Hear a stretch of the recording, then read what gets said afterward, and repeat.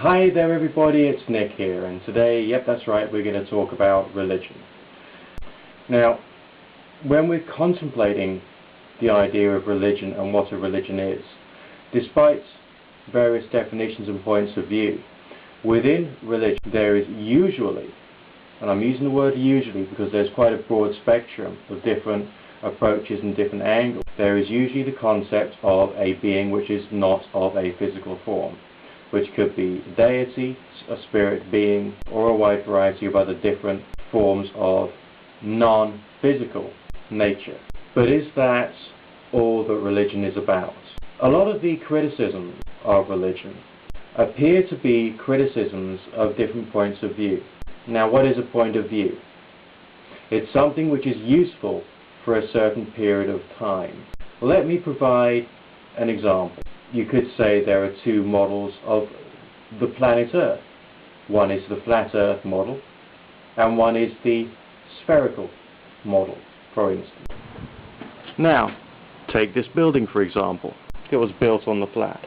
It was built as if the ground itself was flat.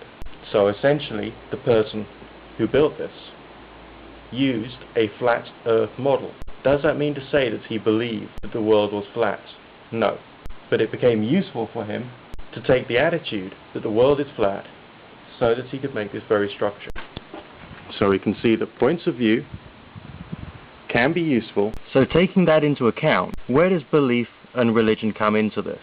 Now, the Bible itself, in its two principal forms that we know, such as the New Testament and the Old Testament, the way that they are in the Western world, are in fact historical documents. Now, when I'm talking about historical documents, I don't necessarily mean to say that everything that's written in this book happened precisely the way it was written. Let me read to you what it says in the beginning of my Gideon's Bible that was given to me when I entered secondary school. The Bible is a collection of 66 separate books and letters written over a period of some 1,500 years, culminating approximately 100 years after Christ's death and resurrection. And it then goes on to say, its writers. There were many different writers who lived and wrote in different countries. They came from different walks of life and different social positions. So now we can see that the Bible itself, the cornerstone, if you like, of the Judeo-Christian model of the world, has been written by different people in different countries, in different cultures, all of them having different ideas as to what is important.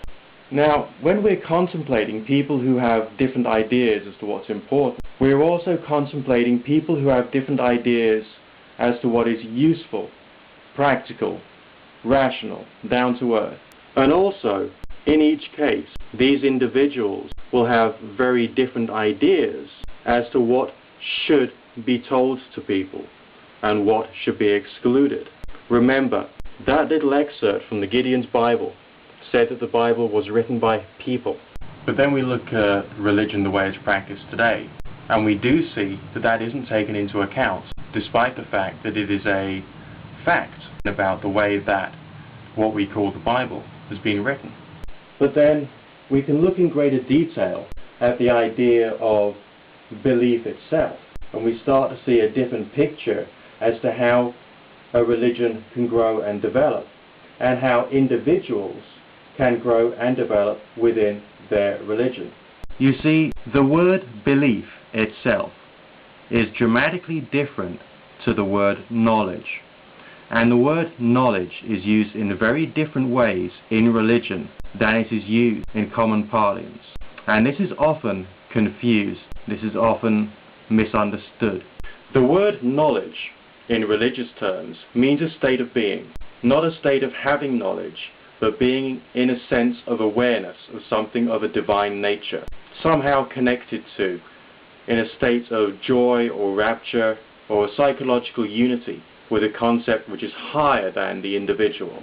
There is, of course, another meaning to the biblical interpretation of the word knowledge, but I'm not going to go into that in this particular video.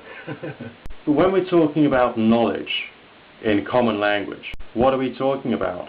We're talking about things which have a hard and fast certainty, such as the force of gravity, for instance. So we can begin to see that the word knowledge is used in two different ways to mean two different things. And the word belief is also misused because the word belief can mean the acceptance that something is fact without sufficient evidence, or indeed just trust and confidence that something is true.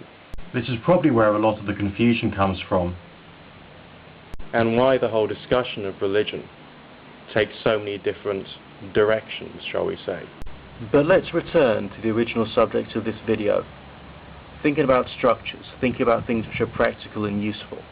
In the beginning, God created heavens and the earth. Now the earth was formless and empty, darkness was over the surface of the deep, and the Spirit of God was hovering over the waters. Resounding words, powerful, and very heavily a part of our culture. But remember what is said at the beginning of this book here. Its writers. There were many different writers who lived and wrote in different countries. They came from different walks of life and different social positions. So, what have we found out? The facts of the universe? The history of humanity? No. We have the opinion of a human being. But wait a minute. There must be something more to religion than that. Surely. It became practical to teach people certain models of the way the world works, certain apparent facts of the universe. And just like the builder of this house, he built it as if the earth was flat, despite the fact that he knew the world was round. But the waters become much more muddied when we start to think about why religion is taught, why religion is promoted. For a person who is a devout believer in a religion, it is perfectly useful for them to believe in the creation, to accept it as truth, to not need to question it any further. So you might say, let them at it. Let them believe as they see fit. But there does come a point in time when you do wonder whether that would help that individual if they wish to study, let's say, biological science. But there's also another issue too. One of them would be, what if an individual could separate their religious life from their secular life and carry on working the way that they need to within their secular life, and not to have to worry about matters of religion when they're living in their secular way? And then when they're going about their religious duties, to take a different point of view, a different angle, and then to be able to accept all the tenets of their faith the way that they wish to. That could be both acceptable and desirable.